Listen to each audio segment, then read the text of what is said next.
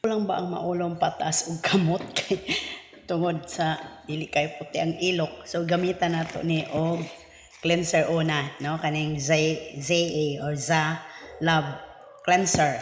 O mao ni siya guys ang ilang cleanser, no? Ato sang unahon pag-apply sa ato ang underarm. No, kana narab nagmaayo. Kana ilibsa nimo og mga 5 minutes lang, no?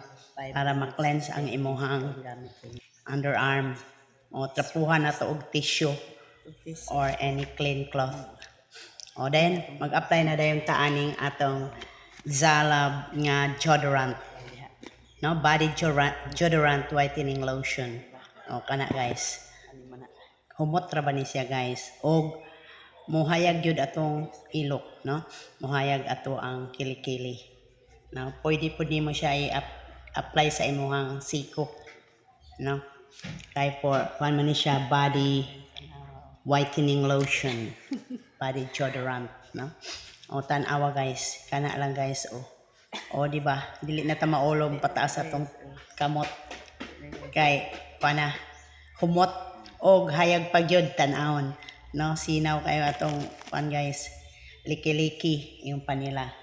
O tan-awa guys. O butang na to sa atong siko para pud mawala ang mga pandiha itom-itom, no? Kung gusto pud kaani guys, i-click lang nimo ang yellow basket. Pwede pud sa tuhod guys,